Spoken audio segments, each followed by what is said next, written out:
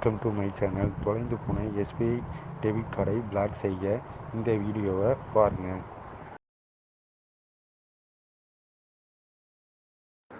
தொலைந்து போன SBI debit கார்டை பிளாக் செய்ய 24x7 ஹெல்ப்லைன் நம்பரை நீங்கள் கான்டாக்ட் பண்ணலாம். ஹெல்ப்லைன் நம்பரில் உங்கள் கார்டு டீட்டெயில்ஸை தெளிவாக சொன்னால் மட்டுமே பிளாக் செய்வாங்க. அல்லது எஸ்பிஐ யோனோ மொபைல் பேங்கிங் மூலமாகவும் நீங்கள் ஏடிஎம் கார்டை பிளாக் செய்ய முடியும். எஸ்பிஐ டெபிட் கார்டை ஆன்லைன் மூலயமா பிளாக் செய்வதற்கு உங்களோட மொபைல் நம்பர் பேங்க்கில் ரிஜிஸ்டர் ஆகிருக்கணும். கூகுள் க்ரோமில் போய்ட்டு ஆன்லைன் எஸ்பிஐன்னு டைப் பண்ணுங்கள். அதுக்கப்புறம் ஸ்டேட் பேங்க் ஆஃப் இந்தியாங்கிற பட்டனை கிளிக் பண்ணுங்கள். அதுக்கப்புறம் எஸ்பிஐ பேஜ் ஓப்பன் ஆகும். அதில் போய்ட்டு பிளாக் ஏடிஎம் கார்டுன்னு ஒரு ஆப்ஷன் கீழே இருக்கும். அதை கிளிக் செய்யுங்க. இதன் மூலயமா நீங்கள் எஸ்பிஐ கார்டை பிளாக் செஞ்சிங்கன்னா அதுக்கப்புறம் அன்பிளாக் பண்ண முடியாது. நீங்கள் புது கார்டு தான் அப்ளை பண்ண முடியும்.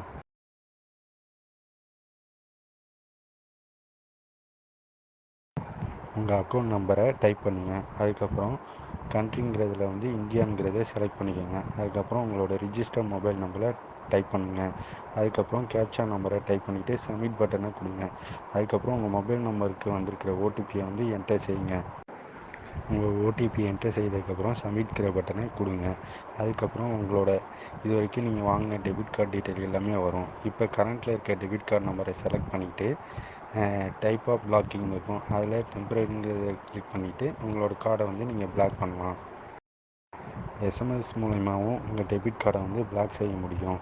அதுக்கு உங்களோட கார்டு லாஸ்ட்டு 4 டிஜிட் நம்பரை பிளாக்னு டைப் பண்ணிவிட்டு அந்த லாஸ்ட்டு 4 டிஜிட் நம்பரையும் டைப் பண்ணிவிட்டு 567676க்கு எஸ்எம்எஸ் உங்களோட ரிஜிஸ்டர் மொபைல் நம்பர்லேருந்து சென்ட் பண்ணிங்கன்னா பிளாக்குக்கான ஆப்ஷன் உங்கள் பேங்க்குக்கு சென்றடையும்.